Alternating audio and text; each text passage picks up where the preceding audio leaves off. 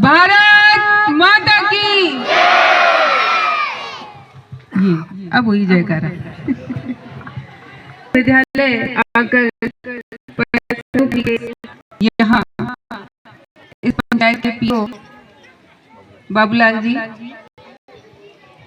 देवेंद्र जी, इस स्कूल के प्रधानाध्यापक अनिल जी, मुझे नाम ध्यान है, जब मैं रुकूंगी तब आप कहीं अटकूंगी तो मैं आपकी तरफ देख लूंगी।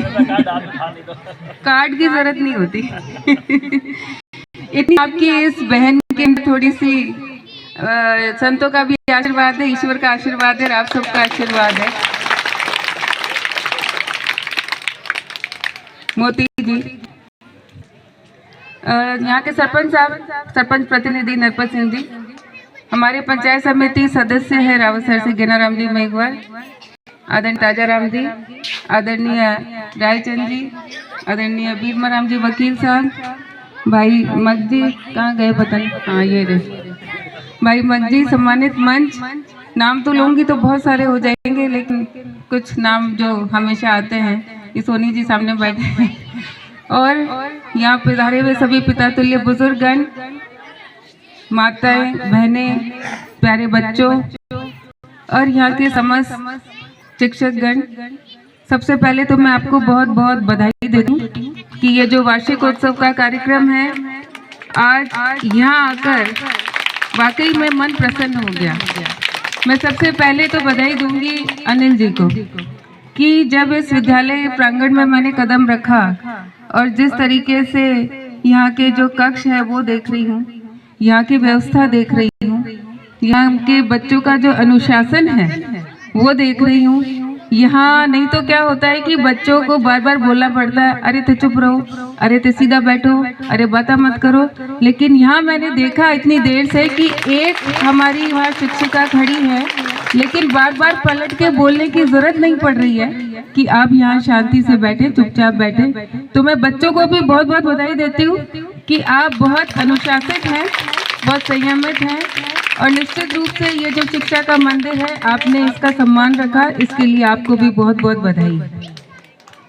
मैं धन्यवाद देना चाहूँगी आज यहाँ सभी पंचायत के गणमान्य बुजुर्गगण हैं, माताएं, बहनें हैं, और वाकई में आपने जो आशीर्वाद दिया विधायक बनने के बाद, एक पहला स्कूल का कार्यक्रम है जिसके अंदर मैं आई हूँ।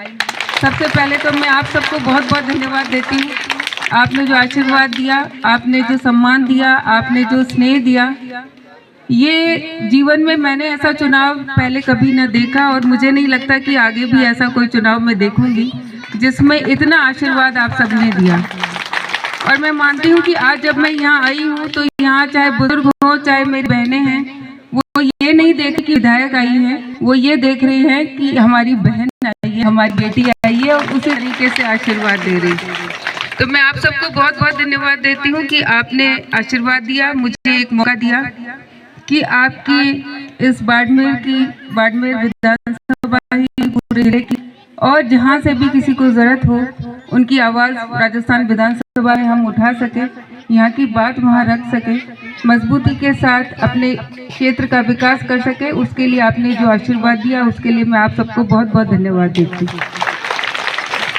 अभी पूर्व में कहा गया कि ये बाड़मेर विधानसभा का आखिरी गांव है।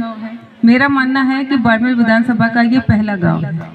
बाड़मेर विधानसभा यहाँ से शुरू होती है और फिर हम आगे जाते हैं, क्योंकि जब हम एंटर करते हैं तो सबसे पहले आता है कि ये पहला गांव है भाई। तो ये आखिरी पंचायत नहीं है, आपको आखिरी नहीं बोलना है, आपका ये शुरुआत है, ये पहली पंचायत है। और खुशी है कि जब बाड़मेर विधानसभा के अंदर हम जैसे ही आते हैं तो इतना अच्छा विद्यालय, आपने बताया कि ये पहले प्राथमिक था और अभी ही उच्च प्राथमिक हुआ है, इसी सत्र में हुआ है।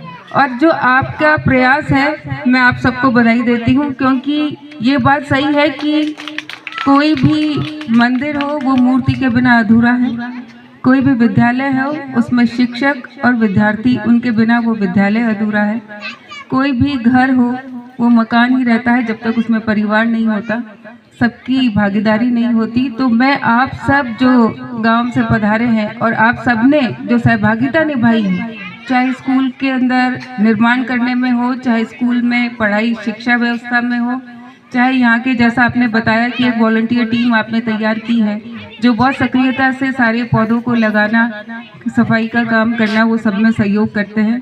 तो मैं मानती हूँ कि निश्चित रूप से ये बाकी विद्यालयों के लिए भी एक प्रेरणा का स्रोत है।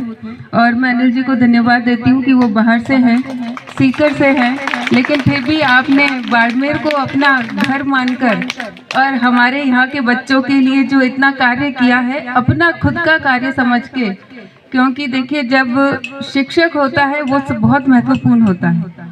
किसी भी बच्चे का पहले गुरु उसकी माँ होती है, उसके बाद जो गुरु है वो शिक्षक होते हैं। और मैं धन्यवाद देती हूँ कि आपने अपना वो दायित्व पूरी तरह से निभाया और आपकी प्रेरणा से मैं मानती हूँ कि यहाँ की जो मेरी बहनें हैं वो भी अपना कर्तव्य बहुत अच्छे से निभाएंगी।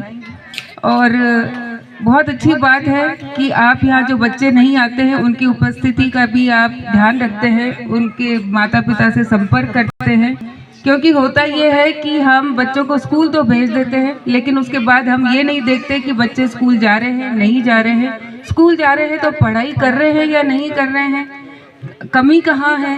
वापस आकर जब बच्चा, यहाँ जितने माता पिता बैठे हैं मैं उनसे एक बात ज़रूर कहना चाहूँगी कि जब आपका बच्चा वापस स्कूल से लौटकर घर आता है तो उसे ज़रूर पूछिए कि आज स्कूल में क्या हुआ, क्योंकि हम किसान वर्ग से हैं, हम अपनी खेती को देखते हैं, हम अपने खेत के अंदर दिन रात मेहनत करते हैं, बकरी है गाय है उसके पीछे हम मेहनत करते हैं, उनकी रखवाली करते हैं, खेत की रखवाली करते हैं, लेकिन हमारी सबसे बड़ी पूंजी हमारे बच्चे हैं। उन बच्चों की भी निगरानी करनी, उन बच्चों का भी मार्गदर्शन करना, उन बच्चों का भी ख्याल करना उतना ही जरूरी है जितना एक किसान खेत का या अपने पशु का करता है। तो आप सब अब जब आपके बच्चे वापस घर लौटे तो उनसे जरूर पूछिए कि आज स्कूल में क्या हुआ क्या नहीं हुआ, शिक्षक ने क्या पढ़ाया नहीं पढ़ाया। तो निश्चित रूप से हमारे यहाँ के बच्चे बहुत प्रतिभाशाली है, जैसे अभी पूर्व में बताया गया, अच्छे अच्छे पदों पर जा रहे हैं। कोई भी चीज असंभव नहीं है, हाँ उसके लिए मेहनत चाहिए, उसके लिए लगन चाहिए, उसके लिए एक लक्ष्य बनाकर लगातार उस दिशा में हम मेहनत कर रहे हैं, ये बहुत जरूरी है। और इसका उदाहरण मैं आपके सामने हूँ। मैंने अपना एक लक्ष्य बनाया कि जनता की सेवा करनी है और उसके लिए निरंतर आपके बीच में 15 साल से मैं मेहनत करती हूँ। कोई भी परिस्थिति आई मैंने कदम पीछे नहीं हटाया, कैसे भी हालात रहे हमेशा संघर्ष किया, क्योंकि मन में संकल्प था कि जनता की सेवा करना। और इसीलिए उस मेहनत का, उस संकल्प का और संतों का आशीर्वाद था कि आज आप सबका आशीर्वाद मुझे मिला। मैं धन्यवाद देना चाहूँगी आज बाबजी जगरामपुरी जी को।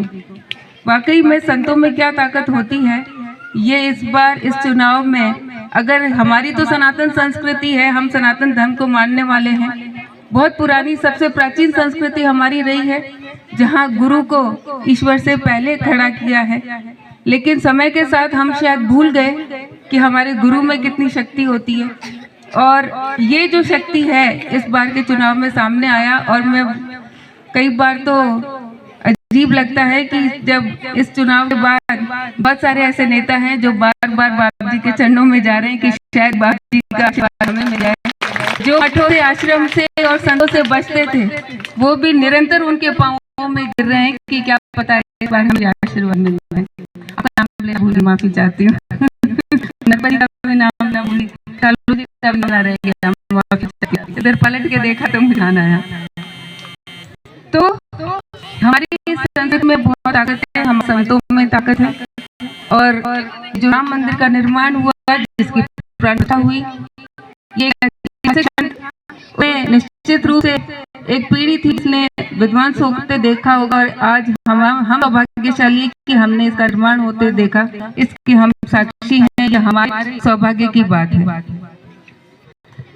मैं आप सबसे ये विनती करती हूँ कि जैसा भी पूर्व में बाबूलाल जी ने बाबा साहेब नाम लिया, बाबा साहेब के बारे में जब बात करें तो शिक्षा महत्व बाबा साहेब के जीवन को पढ़ने से मिल जाता है, क्योंकि वो समय था, वो परिस्थितियां थी जब छुआछूत बहुत ज्यादा था, अस्पृश्यता का बहुत ज्यादा चलन था।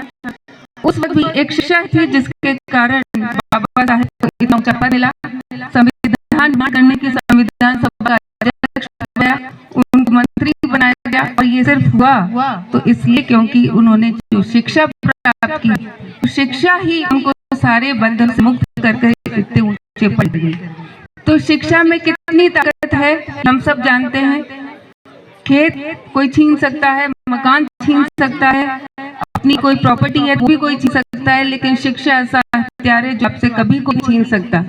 अगर आप शिक्षा हासिल करते हैं तो निश्चित रूप से आपके जीवन में आपको आगे बढ़ने से कोई नहीं रोक सकता। मैं इन बच्चों से कहना चाहूंगी अच्छी पढ़ाई करें, आगे बढ़े, पढ़ने के साथ साथ खेल जरूरी है तो खेल में भी अपना ध्यान दें। और आपकी अगर कोई और रुचि है, किसी को काम रुचि है, किसी को लिखने में है, किसी को संगीत में है, तो निश्चित रूप से अपने जीवन में इस पे भी पूरा ध्यान रखें। अंत में आप सबको बस धन्यवाद देती हूँ, सभी भामाशाहों को धन्यवाद देती हूँ और आदरणीय गंगाराम जी जिन्होंने राम मंदिर निर्माण पे घर घर मिठाई बांटने का काम किया, उनको भी साधुवाद है, धन्यवाद है। इसी तरह हम सब मिलकर गांव के अंदर विकास का काम करें। अभी आपने मुझसे एक मांग रखी थी, अभी तक तो हाँ विधायक का कोष जरूर है, अभी तक मैंने कोई भी घोषणा कहीं पर भी की नहीं है और मुझे लगता है कि आपका भले और यहाँ हमारे इतने सक्षम है कि आपको किसी विधायक की आवश्यकता भी नहीं है। आपने बिना विधायक कोष के ही अभी तक इतना निर्माण कर लिया, तो मुझे आप सब पे पूरा भरोसा है। लेकिन फिर भी अगर कहेंगे तो मैं जरूर निश्चित रूप से आपकी टीम की व्यवस्था करूंगी, क्योंकि पूरी पंचायत में यहाँ सबसे ज्यादा आशीर्वाद मुझे मिला है। तो इसलिए मेरा भी कर्तव्य बनता है कि आपने जो आशीर्वाद दिया है, क्योंकि बहुत 15 साल आप हम सब लोग परेशान रहे, जो काम होने चाहिए थे वो नहीं हो पाए, लेकिन अब राज आपका है, सरकार आपकी है, विधायक आप हैं और आप सब जैसा कहेंगे वैसा ही निर्णय होगा, ये मैंने पहले भी वादा किया था। छत्तीस कौम की जनता ने मुझे आशीर्वाद दिया है और छत्तीस कौम की जनता एक जाजम पर बैठकर जो मांग रखेगी निश्चित रूप से उसको मानूंगी। और शिक्षा के मंदिर में अगर कोई कार्य करें तो उसका तो फल ही बहुत बड़ा होता है। तरह तरह के दान